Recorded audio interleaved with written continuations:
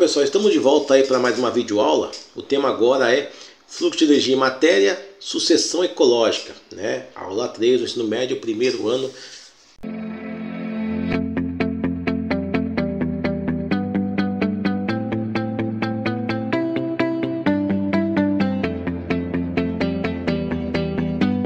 Conteúdo: sucessão ecológica. Objetivo: analisar as transformações que envolvem a quantidade de matéria em um ambiente.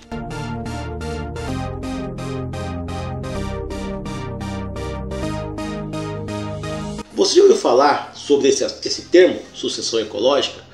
O que sabe sobre ele? Como é possível relacionar com a recuperação de uma área degradada?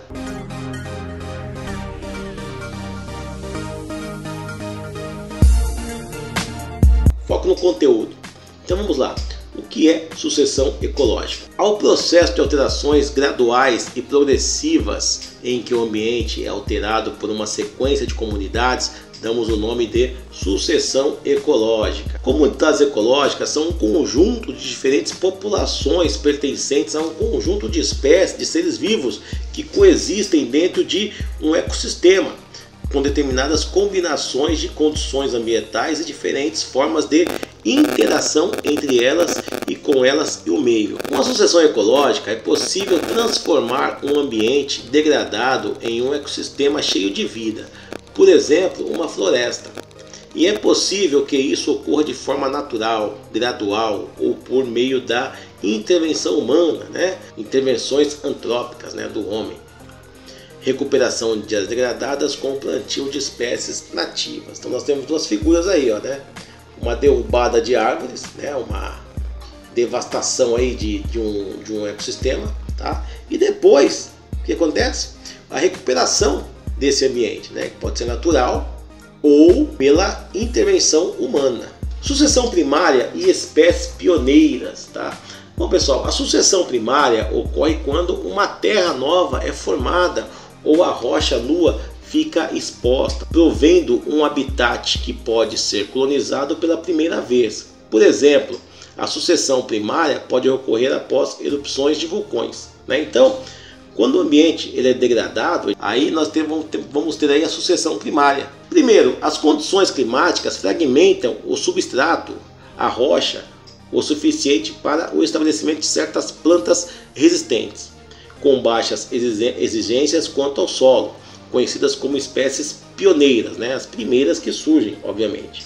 Além disso, quando as espécies pioneiras crescem e morrem, elas contribuem para o crescimento dessa camada crescente de material orgânico em decomposição e, obviamente, para a formação do solo. O solo se forma pela degradação das rochas, e também com a formação da camada de humus, que é justamente o material que foi decomposto justamente pelas espécies pioneiras que morreram.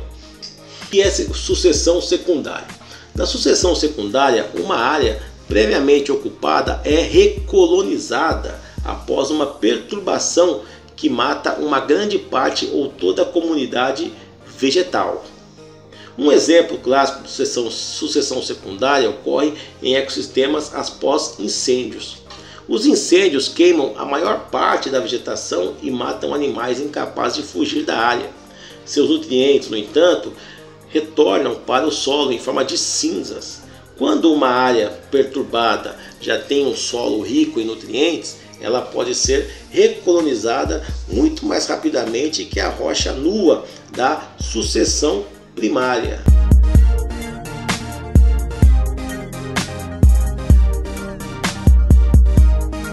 Aí nós temos uma pergunta aí, tá? A substituição ordenada e gradual de uma comunidade por outra até que se chegue a uma comunidade estável é chamada de sucessão ecológica.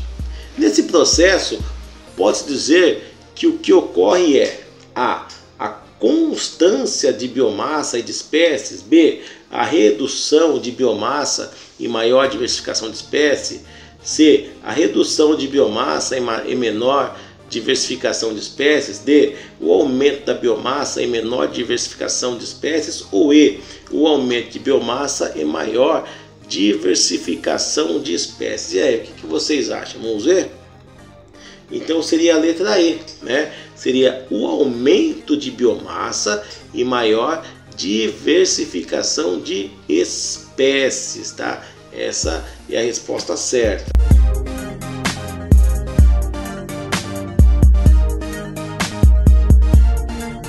O percurso e o final da sucessão. Os primeiros ecólogos que estudaram a sucessão imaginavam que ela era um processo previsível, no qual a comunidade sempre passava pela mesma série de fases. Eles também pensavam que o resultado final e imutável da sucessão era uma comunidade clímax, amplamente determinada pelo clima da área. Dessa forma, no exemplo de uma floresta madura, é possível observar árvores de grande porte, que seria a comunidade clímax. O que é o ecólogo? Especialista da biologia que estuda as interações entre o meio ambiente e os seres vivos, além da sua distribuição e abundância. Entre suas funções está elaborar e coordenar estudos para a preservação, manejo e recuperação dos ecossistemas. Atualmente, a ideia de um caminho estabelecido para a sucessão e de uma comunidade clímax estável tem sido questionada. Em vez de seguir um caminho predeterminado, parece que a sucessão pode seguir diferentes rotas, dependendo das especificidades da situação. Além disso, ainda que as comunidades clímax estáveis possam se formar em alguns casos, isso pode não ser o comum em muitos ambientes. Os ecossistemas podem sofrer perturbações frequentes que impedem a comunidade de atingir um estado de equilíbrio. Ou, quando alcançam o equilíbrio, sofrem perturbações que rapidamente rompem esse estado. Aplicando aí os conhecimentos. Pesquisa. Plantio de 37 mil mudas favorece proteção da ararinha azul na Bahia.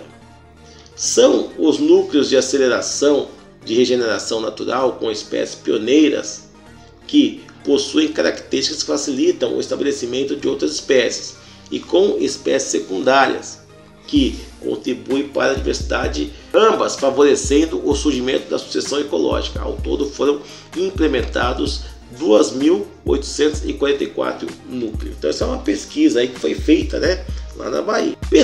Pesquisa em casos em que a sucessão ecológica, como o caso da ararinha azul, citado no slide anterior, colabora para a preservação de animais.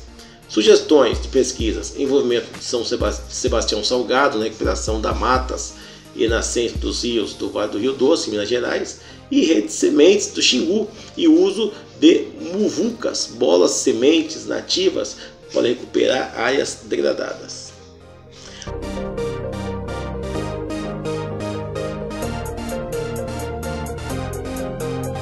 Bom pessoal, o que aprendemos hoje?